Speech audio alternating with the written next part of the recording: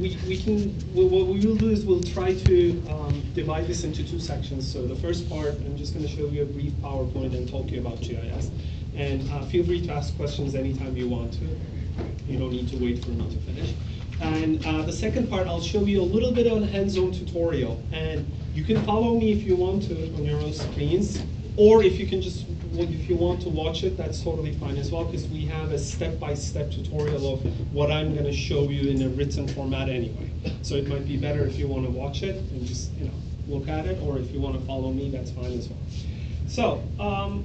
I would even suggest for them to follow. Yeah, that's probably better, right? Yeah, because since they're so limited with how they can get this, even if they get a small bit of it, otherwise, it'll be entertaining, but it would be great if you guys can actually get something out of it right away.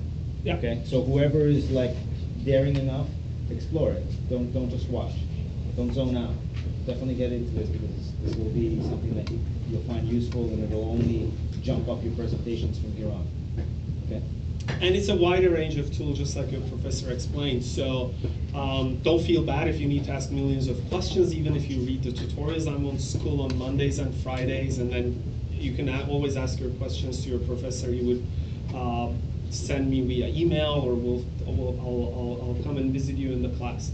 So by definition, a geographical information system is more or less, from different sources, would tell you that it's a system for storing, monitoring, manipulating, presenting data. The only key issue about anything that you learned up until so far about data and statistics and anything related with the city is that GIS is a place-based data. So if you look at actually all these different descriptions, the things that would pop up in common would be, just storing, manipulating, geographical, manages, analyzes, captures information, displaying data, Earth surface, information, location. So it obviously has to do with data, and it obviously has to do with where the data is, like a geographic location in the world. So one of the first examples, and this is just for funny facts, you don't need to know these, but in 1854, more or less, the first known GIS was used to understand about an outbreak in London. And obviously it was not a computer-based software by then. So basically, people did hand-drawn maps of water wells and sick people when a cholera outbreak hit London, and they tried to identify which water pumps have the disease, so they would be able to isolate it. So this is one of the first examples that an information, as space or place-based information, was used to understand the origin of the problem. So that's where GIS is coming from. And then basically in the 1960s, it was more or less a government-used software that, that will just needed a computer as large as this big room just to store the information about the soil types or the forest classification. So it was not a consumer level product yet. It was only used for a wide range of databases and for official work. In 1980s, it was more turned into a software, a standalone software, rather than like a server or a service. And we see the first generation of the software, which was mostly text-based, but which would store information and just let you know with a draft map of where the information is. And then basically, in 1990s, it became an industry. Actually, GIS is an industry today, and the first sort of like examples of software for personal computers have been developed. So it's now more like a consumer level software than a government-based software. And following that, basically after year 2000, because of all the advances in telecommunications and internet, GIS turned out to be something we use almost every day without even realizing it, because now we have web-based, real-time updated or user-contributed data. So basically, a GIS software is the underlying thing whenever you do a web check-in, like whenever you use Foursquare, or whenever you post something in Twitter or Facebook and enable your location, or whenever you use your GPS in your cell phones, it basically comes from the GIS software. So pretty much these are I could say, the largest markets that it's been used. So it's really used for emergency response, asset management, traffic operations, site selection, logistics, all sorts of things. Not only these, but these are the ones that came into mind. And one of the actually good uses that came into people's attention is when Hurricane Sandy happened, a lot of the response teams would be able to post their information into centralized servers. So maps have been made about exactly where the trees have fallen off, where there is a fire, where there are peoples with needs, where there is this, where there is Y. So the idea of having real-time data and people posting and other people seeing that information and acting according to that became pretty important in that time. So what is a geographic information system? Because it's a system, it makes sense that it should be, it should be parts that are coming together to fill in the whole thing. So one of the first things in a GIS system is vector GIS map layers. These are more or less similar things like you're pretty familiar, I'm assuming, with basic CAD environment. So think as an AutoCAD file, a city map that is an AutoCAD format. It's basically called a vector layer. The reason, because it's formed out of geometries, right? So you can zoom in and out indefinitely. It's not an image. The quality will never be bad. Like it will never be blurry. And you can query certain things, right? You can measure, you can query areas, volumes, lengths, coordinates, anything that you want to. So that's still valid, and that's like one of the major things of the GIS system. The other part, which doesn't exist in CAD world, is called a tabular database. So the basic distinction that GIS is different from a CAD file that you use in any software is the fact that in GIS you see geometries, but there is also data that's behind that geometry that's not visible directly. In other words, if I open a CAD file that shows the buildings or the tax lots in New York City, what you would get is, you can measure the areas, you can measure the lengths, more or less that will be it. In some BIM software you can get more information. But basically with GIS, you would have the shape on one side, and then you have a table on the other side, which would look like an Excel table if you're familiar. If you're not, it's not a big deal. It's basically just a big database that has a bunch of rows and columns that displays information. So if you click a building, you would see when it's built, like who is it owned by, which police precincts the building is in, what are the zoning codes on the building, what is the total square footage, how high it is, X, Y, Z, whatever information is attributed to. So that's called a tabular database. And then basically any engineering drawing or CAD file are natively GIS files, because GIS can read more or less all the vector file formats. Ortho imagery, which is called aerial photography, is a big component in GIS. Actually, most of the physical data sets, like let's say building footprints, location of trees, location of roads, are actually derived from aerial images. What happens is, these high-resolution satellite images are captured, and then with automated software, boundaries are found, and then identified as, okay, this is roof, this is road surface, this is green area, this is park, this is water. So those are the facts that how these data that we're going to look at today are created. Actually, nobody really walks through and surveys it, inch by an inch, but it's mostly done in an automatic way. So one other big aspect of GIS is called digital terrain data. So you can either hear it as digital terrain data or DEM, which stands for digital elevation model. One thing we could get easily in GIS world is terrain models. We could, there are many ways to it. We could either get by contour lines, we could get it by spot elevations, or we could get it by directly as DEM files, which I would explain what they are. But just know that anywhere in the world could be measured in means of topographic data. And USGS, they have a web service, has pretty much good level of information for everywhere in the world. But for New York City, we have, believe it or not, 2 feet contours actually for the entire city. The other important aspect of GIS is metadata. Now, I'm talking about, and your professor mentioned some things as well, like the location, crime locations, location of fires, location of restaurants, building footprints, a lot of information. So how do we understand what is this information? Where does it come from? Like, is it for real? Is there any error margin on it? Would it get ever updated? Those things are called metadata.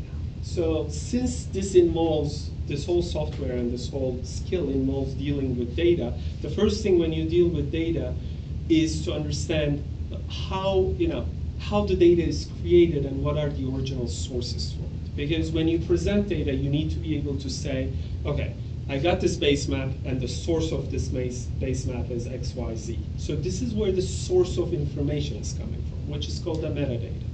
And once we start to deal with GIS files, you would see that the metadata might be anything. It might just be a piece of paper printed for you that would, somebody would hand you a memory disk or a DVD of data and give you a printout. It will tell you what those layers are, how they're created, and this and that.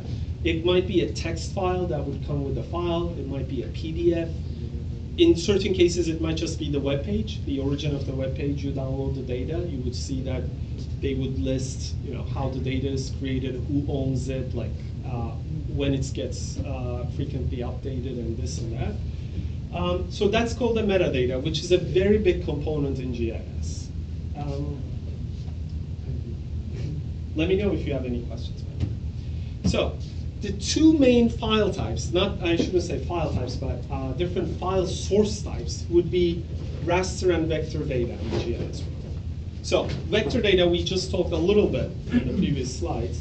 So it's basically any type of digital image, any type of geographical feature that are often expressed as vectors by considering those features as geometrical shapes. So basically, a vector needs to be a geometry. So it could be a point, it could be a polyline, it could be a polygon.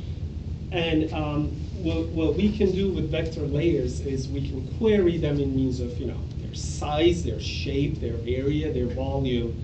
And it would basically be almost, like I said, like a CAD file, like an AutoCAD file, that has its coordinates, that we know where exactly in Earth's surface that geometry is.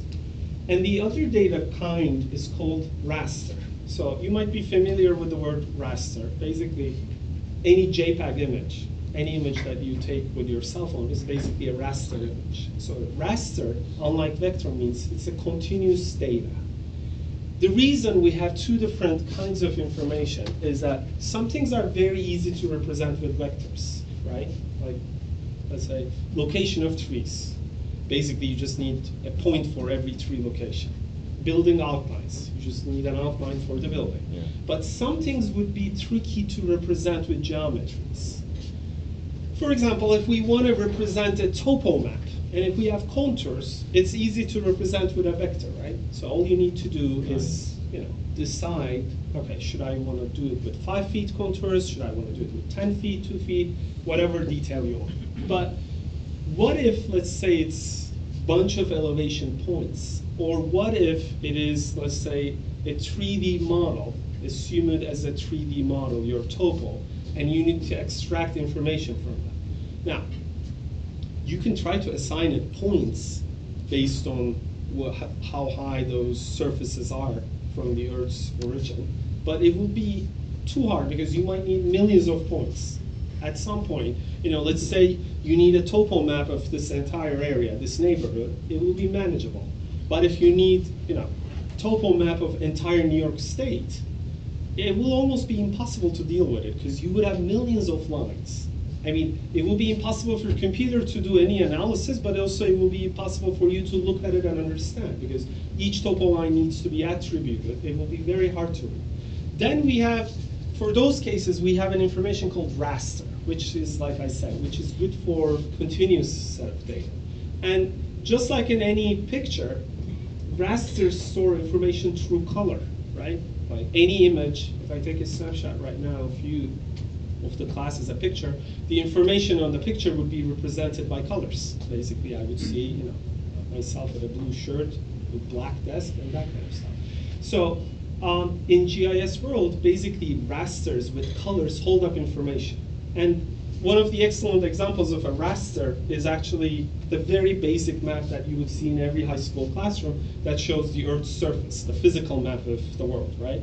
You would see that, the blues are supposed to be lower grounds, and then the more higher it gets, it will be brownish. So how much brown would actually let you know how high the elevation is versus, how, much blue would tell you that it's sort of like low in the elevation side. Same thing. GIS can read those color codes, and depending on the tint of the color, it assigns a value. Does it make sense? Yeah. Any questions? Okay, so more or less, these are the files that GIS can handle. I know there's a lot of files, and you don't even need to know these names, but these are the import and export options of GIS software. Now, one of the most important ones within this one is called a shapefile.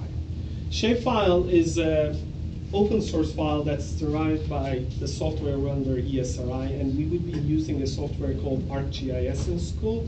That's also by ESRI. So shapefile is almost like whenever you see like an AutoCAD drawing, it's the native file, the DWG file for AutoCAD. Shapefile, SHP file, is the native file for GIS World. One thing you need to consider and remember always is when we say shapefile, we actually refer to a file set. A shapefile is not a single file, but it's basically 5 or 6 different files that come to form a shapefile. The reason is, if we go 2-3 slides back, remember the components of GIS. Basically, the vector data or the raster data would be one file. The other file would be the table information that's attached to it. And then the other file would be the projection. Since these are all geographic files, remember from high school geography classes, the world is not flat, but we look at it flat, right? So we either have the world map as a rectangle, as an oval, or sort of like extracted with this weird shapes. So those are all different coordinate systems and projections. So we can see and understand the Earth's surface through a flat surface. Because GIS screen, your computer screen is flat as well, GIS needs to use similar projections as well. So one file would be the coordinate systems and projections as well. Now, in AutoCAD world, we don't really need that because we don't really look at that kind of information.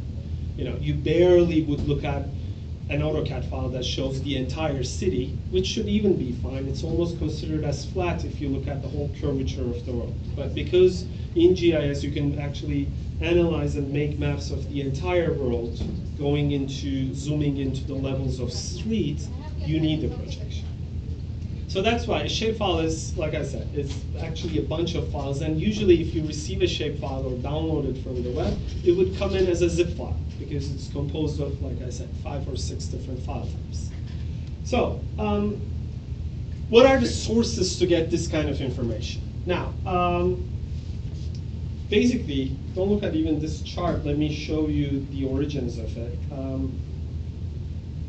The New York City adopted a local law I think almost like 3 years ago now. And it basically enforces every city agency to publicly share their information as free to everybody. So we have a website called NYC Open Data, and you can just Google this website and that will be the first tip. It will be available in your tutorial information. So as you can see, it says that there are more than like 1,100 data sets available on this website. So more than 25 different city agencies publish information to this website. Now, who are these city agencies? Department of City Planning, Department of Building, Department of Housing, police precincts, Department of Health, and like any city department that you would think of needs to publish information to you. Now, this site is not only a GIS information site. In some cases, you would receive GIS data. In some cases, you would just receive Excel files, PDFs, Word documents, or maps that are created already by this site. Again, anything regarding the city, if you have a question, you can basically visit this site and see if there is any data available. Like if you're interested about how public schools are doing, they would have a data set that would tell you where each public school are on a map. And then even if you want to look more, you would see another data set that will tell you the latest test results of those public schools. And then if you're even more interested, you can go and find out which public schools provide free lunch programs to students and how many % of the students are using that. So again, it's the more you start to deep, the more you would find out. But it's not an easy to navigate site, because in order to look for information, you need to have information. So first you need to know what you're actually looking for. The good thing is they have some subcategories. You can directly search it, or you can use subcategories to see what kind of data is available. So this is one of the basic sites that, that will give you any information about New York City. Another good data source would be the New York State GIS Clearinghouse, and we have the webpage available here. That will be the statewide GIS. So what I showed you would be for city, right? If you need any information regarding the 5 boroughs, the webpage that I showed you would do. But let's say you need something in Nassau County, something in Long Island, something in Westchester, something up in Yonkers, then the state might do. Also keep in mind that usually large metropolitan cities would have their own GIS files as well. Usually the best way to do it is just in Google search, just type the city's name and say GIS data. It will probably land you to their own GIS page. And again, this is for your future projects if you ever run into things like this. So, what does a GIS map look like? It would look like something like this. This is a sample of the downtown Brooklyn area. And it's just a very basic map. As you would see, it just shows the buildings, parcels, open spaces, roads, and water. Now, when I say parcels, the parcels are basically tax lots that are assigned by the city. Are you guys familiar with it? Okay, so a tax lot is basically your land boundary. Whenever you own a land, not a house, not an apartment, but a land, it needs to have a boundary. And the boundary is usually kept by Department of Finance. Believe it or not, DOB, Department of Buildings, or city planning doesn't have very detailed information about the properties in New York City, but Department of Finance does. Can you guess why the reason is? Because they need to tax. And the tax evaluation is done by where the parcel is, how large it is, what is the building sitting on top of it, what kind of use does the building have, what is it made of, this and that. So there are usually 2 very good sources of information for New York City. Before GIS existed, it was the Sanborn maps, because the fire insurance requires all buildings to be inspected and mapped so you can decide about what kind of rate you would use. And Department of Finance maps, because the city wants to tax your property, so they need to know what the property is. So most of these information are actually coming from digitized versions of those maps. So it will be buildings, parcels, open spaces, roads, and water. Nothing fancy about the map. But basically, if you use GIS with 1 click, you could actually switch that map to another kind of map that would show you the land use and parcels. Now, that's the beauty of it. You do a lot of sort of like legwork to have a map in GIS, which I'll show you today. It's not super easy. It's not like opening a website and just printing it out. But the good thing is once you set your map variables and set your data, you can switch in between different maps. You can say, show me all the parcels that have commercial use that are larger than this. Show me all the vacant lots. Let's think you're a developer.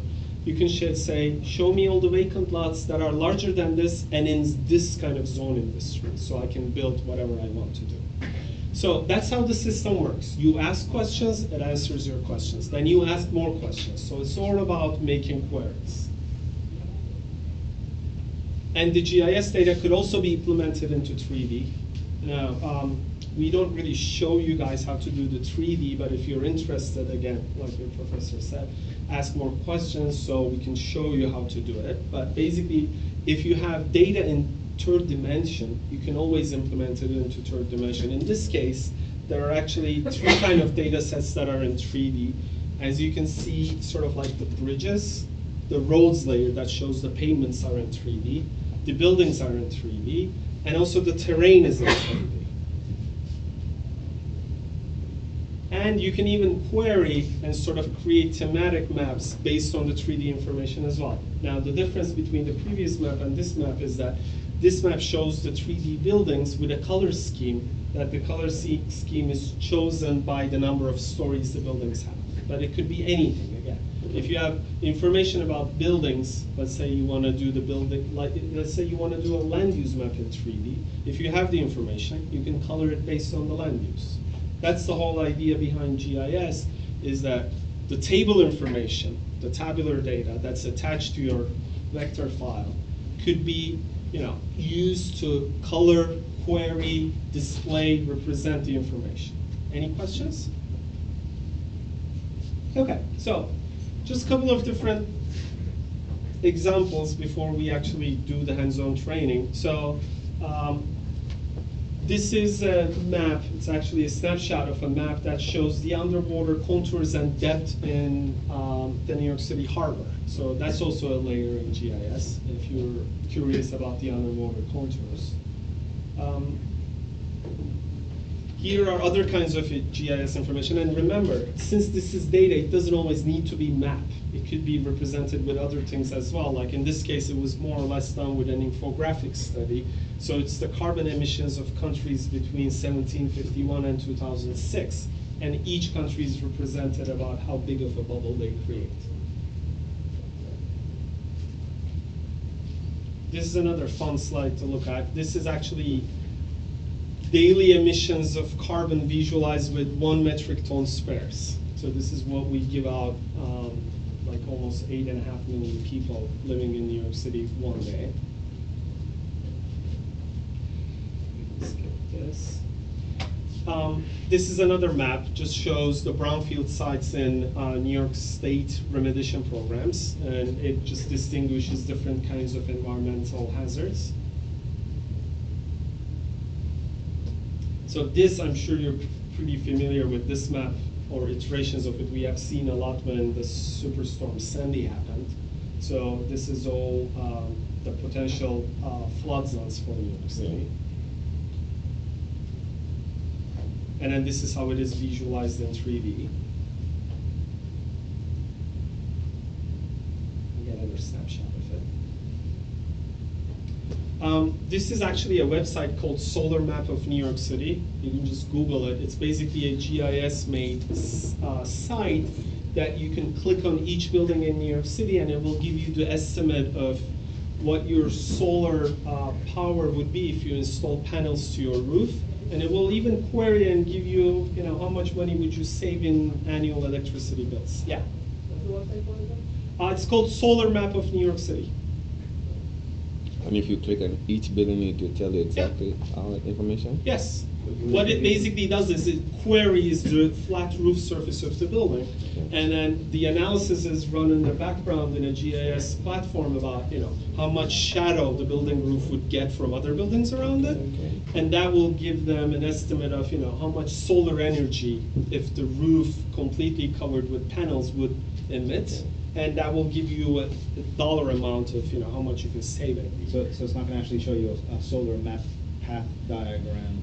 It actually, the site I think shows you that, the origin of it. It's a very long analysis that's done in GIS as well. It will take days or probably weeks to render it, but yeah, there is a map like that exists that already shows you within color gradients about which part of New York City is more suitable for installing solar panels. We've looked at solar path diagrams for our site, right? Yeah. So this kind of jumps up one level, but you guys have to remember that it's almost like the car with the operator. If the operator is not really using the car properly, you're not getting anywhere. So GIS is only as like strong as you are running it. So you have to be thinking about what it is. A lot of the information you get, you may not understand it. You have to try to connect with it in another way. How you get those type of maps for a specific smaller site? Can you see like the solar path in this more zoomed in? It won't give you the path. That map site, that web mapping site, won't give you the exact solar path for a specific site, but it will let you to query only for site. I mean, you can click and see what information it provides you, but you won't see the solar path around the site. To see the solar path around the site, you can either use GIS to do like a solar analysis, But I would do actually that kind of analysis in either Vasari or the old Ecotech. That will be much easier for small scale. It's basically what we've talked about. You can even sit down and do it by hand if you have that diagram, or you can check that we've Yeah. done. It's probably better. Exactly. I mean, GIS would be pretty useful if you want to make an argument. Let's say you're dealing with the city as an agency or a civic group, and if you want to make an argument about how would it make sense to change a zoning resolution or any rule or regulation in the city so it will allow more solar panels, then you can do a citywide analysis, then GIS would be useful. So in order to do, like, GIS is mostly used for large scale analysis because of its nature, because it will give you continuous and context data, right? But if you're specifically looking for a site specific thing, then it might be overkill at certain points. Here's another beautiful map, actually. So this is a visualization that's done in GIS that shows all the flight paths across the United States mainland. Again, it's just a very easy and basic thing. You just need to have the flight routes, and that will be it. It will just be represented as lines. And then here is sort of like a 3D information. These are actually 3D sections of data, what you see. This is actually done, I think, 10 years ago, and it shows the Queens Plaza area. So the darker gray mesh, the darker gray thing that looks like a land or topo is actually the households, number of households. And the grid underneath is the population number, and then the